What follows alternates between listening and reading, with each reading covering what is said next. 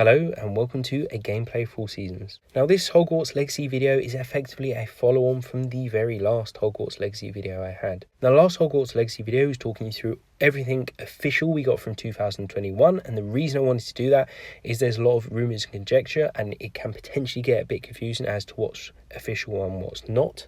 And actually, since I've made that video, I've continued to see lots of confusion out there. There's been various videos circulating which are clearly not Hogwarts Legacy, but people are thinking they are Hogwarts Legacy, which is then making people go off a complete tangent on what they think the game is about. And then on the flip side of that, I think because people do know there's now stuff going out there that's purporting to be Hogwarts Legacy but isn't really, they're now starting to think some of the stuff that really is Hogwarts Legacy, like for example the trailer, isn't really Hogwarts Legacy. And I think one of the reasons is because a lot of people don't actually know what is and isn't in the game, because we have actually got some more information that maybe people realise. So the purpose of this video is to try and clear some of that up by letting you know exactly what information we know about the game. Due to the reasons that I went through in the last video, this is a good time to start listening out and staying tuned for things on Hogwarts Legacy. Hit that subscribe button because I want to make sure that you stay up to date with the right information on Hogwarts Legacy. So one Hogwarts Legacy question that I want to answer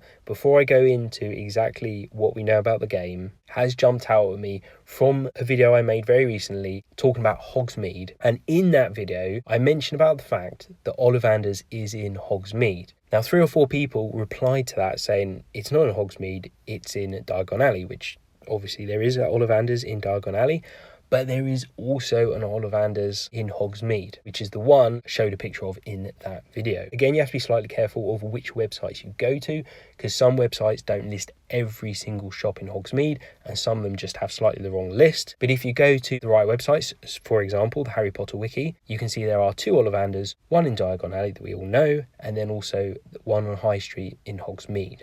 Okay, let's talk about the main purpose of this video then, which is to go through some of the information that we already know.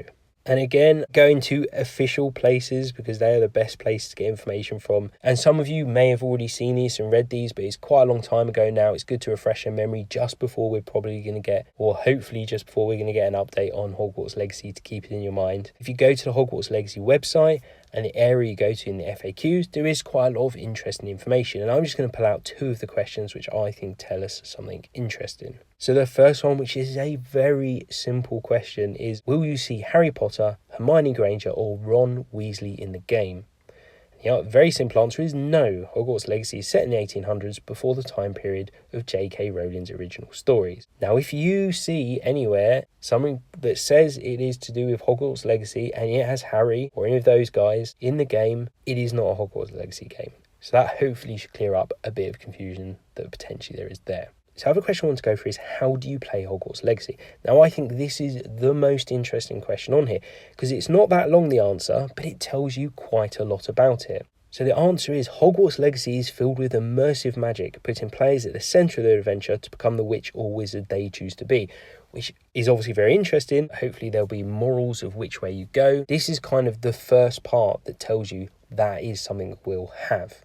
And it goes on to say they will grow their characters' abilities as they master powerful spells, hone combat skills, and select companions to help them face off against deadly enemies. And again, the interesting point here, which I personally like to see, is select companions. Again, it's talking to you about the flexibility in the game, that you can kind of do it in your own way. And the final bit here is players will also encounter missions and scenarios that will pose difficult choices and determine what they stand for. So I mentioned about the first part pointing towards we're probably going to have morals, and this one certainly says we're going to be. And it also says it's not going to be do you want to be good with your response and bad and have a red and a green. It's saying to you it's going to be difficult. Hopefully this is saying to us you're going to get scenarios you're not going to know what's good or bad. You're just going to go with something and it may have a knock-on effect. A little bit like, and I've mentioned this quite a few times in videos, I really enjoyed the butterfly effect in Until Dawn, which completely changed the ending of that game. And I think if you had something like that in a game like this, I think that would be very interesting and gives that real replayability. Because we've got 4 houses. If they make the experiences quite different across the houses,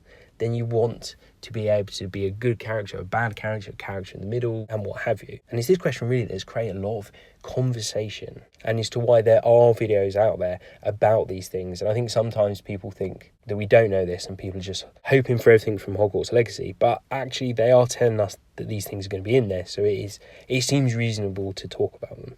And actually I want to talk about a third question here, which is Hogwarts Legacy an original story? Now, there's lots of questions out there again. Is it going to be single player? Is it going to be multiplayer? Is it going to be online? Is there even going to be a single player? But if you look at the answer to this, it's telling you Hogwarts Legacy is an open world. Again, some people have questions about that. Single player action role-playing video game, RPG, set in the 1800s, which we now know is the late 1800s. And it's about experiencing life as a student of Hogwarts School like never before, as they live the unwritten, embark on a dangerous journey to uncover a hidden truth on the wizarding world. And the bit that's most interesting to me there is it says experience life as a student. I think that's a real key thing that a lot of people are quite interested to do. A lot of people would love to have attended Hogwarts, and if they can do something in a game which makes you feel like it's a living, breathing place that you kind of are attending, can only be a good thing. Hopefully this video sets something straight like it has, and I'll see you on the next one.